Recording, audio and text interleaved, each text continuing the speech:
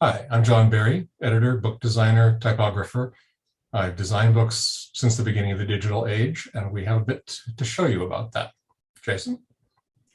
I'm Jason Pamental. I'm web typographer and web designer and tinkerer with lots of digital things. And John and I have been collaborating for several years on where we think the journey of the book might go next. So John's going to give you a little bit of history, and then I'll give you a little bit of a demonstration and show you what we've been working on. Back to you, John. Okay, let's go. We all know what a book is. You can hold it in your hand and you can read it. You can refer to it. You can store it on a shelf, and you can give it to someone else. It's a compendium of information, whether that information is literature, philosophy, poetry, art, photography, a dictionary, or a how-to manual. Since the invention of the printing press, books have been mass-produced. Before that, they were all written by hand, each copy unique. In ancient Greece and Rome, the common form of a book was a scroll, which you would hold in two hands and unroll, unroll page by page.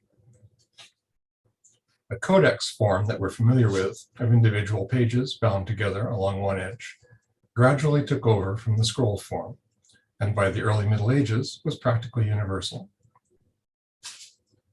The design of a book takes into account its form. In a scroll, each page is independent, and to read it, you would show one page at a time. In a bound book, each page faces another page in what we know as the two-page spread. How that book opens depends on how it is bound. In the 20th century, the German typographer Jan Schickhold published studies of how medieval copyists arranged their text on the page, with due care for proportion and convenience, as well as art. One of the principles used was the golden section and variations on it. Schickhold used these principles to produce elegantly readable books in traditional style in the 20th century.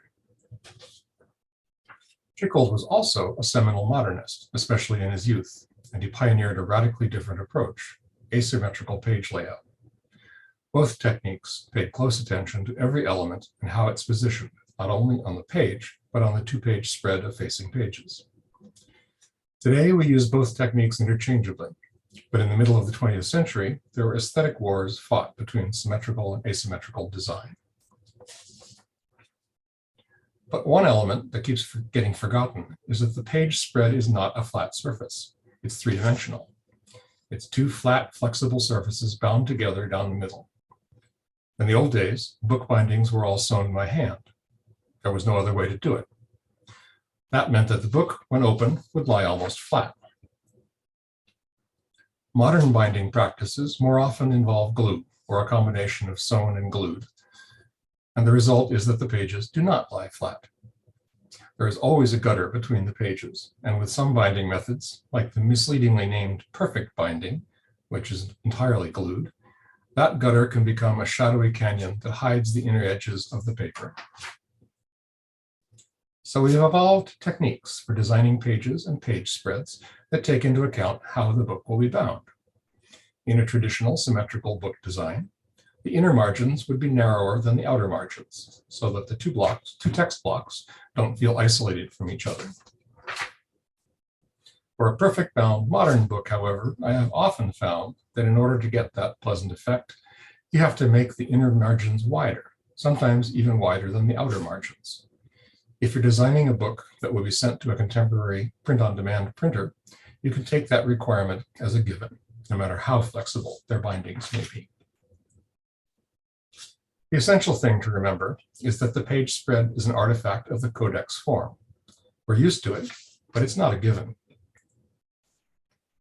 Now, I've been talking about books that are essentially made up of a long-running text, but from the earliest days of bookmaking, people have been creating books that combine text and images.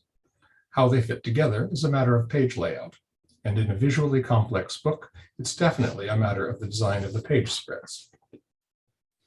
Just think of how all the elements fit together on the pages of an art book, or a cookbook, or a computer software manual, or a scientific textbook. And you can see that there's more to book design than just placing a running text.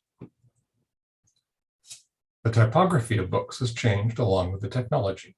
not only printing technology, but typesetting technology. We're no longer setting type by hand, one letter at a time, at least not unless we're deliberately practicing an antique craft. When phototypesetting took over from hot metal machine setting, wanted to use the same typefaces they were used to, but in photographic form.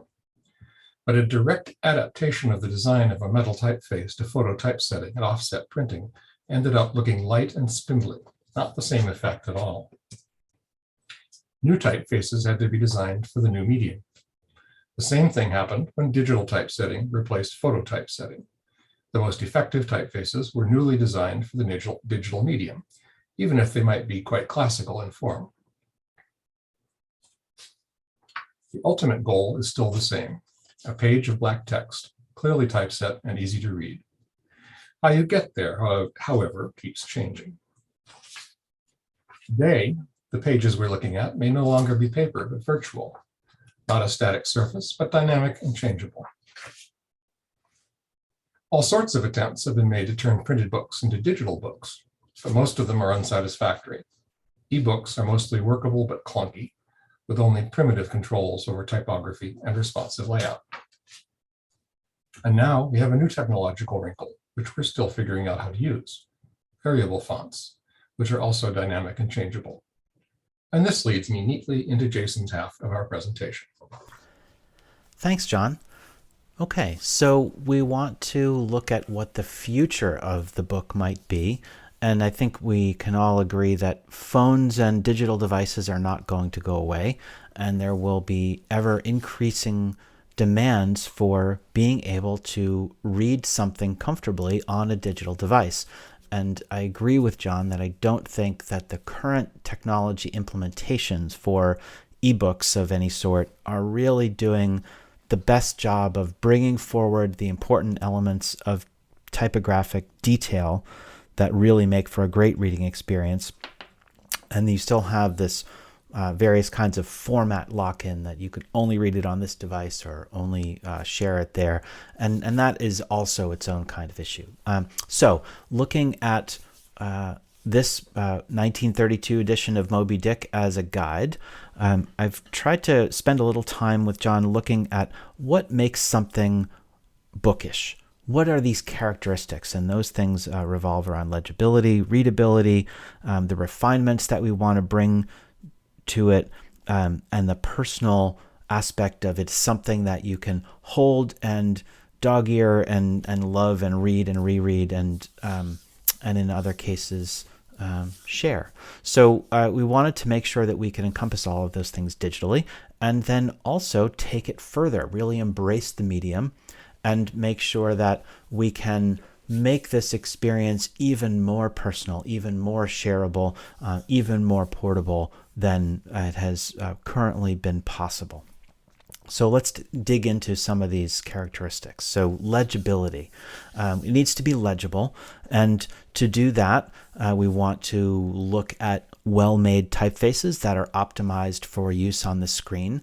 And even though they may have a classical form, they're probably still optimized better for viewing, particularly on today's high-resolution screens. So being able to go back to a more familiar style of typeface for longer form reading, I think, is a really nice thing to be able to do, to get into the details of nicely designed and crafted serif typeface. That's something that with the increased quality in the screens, we can still go back to that nicer form that will blend the letter forms a little bit better for us as we go. Now, that also brings with us the ability to not just set the size and choose the typeface, but with variable fonts, bringing with it some ideas about typeface design and creation that are hundreds of years old. So the idea of having an optical size axis, one where we can have this sort of sturdier design that works well at small sizes, but then when it's set at a larger size can actually still bring in those finer details. That's really wonderful to be able to do all of this with a single asset. And variable fonts do have a lot of other characteristics and possibilities. We're going to talk particularly about optical size, which we see here in the larger headings, appropriate with that fine detail and stronger contrast versus the sturdier letter forms at the smaller size that hold up well. But we also want to look at some of the other things that we can do, and we're going to look at that some of the other aspects of variable fonts as we go forward. Now, we also want it to not just be legible, but also be readable. So things like line length. We want to make sure that we're typesetting our paragraphs and body copy well so that it creates a comfortable reading experience. So type size and line length, but we also want to make sure we don't forget about line height or leading. We want to make sure that as the line lengths get longer, and it can be proportional to the size of the text, so can the line height. So as the line lengths get longer, we space the lines out a little bit more, just as we would in print. And we also need to make sure that we can have some sort of pacing indicator. So when we have multiple paragraphs, what has typically been the practice on the web is to space those paragraphs apart, but that can really have a negative impact for longer form reading on breaking up the pacing of your reading. And that's why it's nice to be able to go with an indent to indicate the break into a new paragraph when you're trying to optimize for that longer form reading experience. We also want to bring in some refinements. So you'll notice now the first line of this that first paragraph is bold.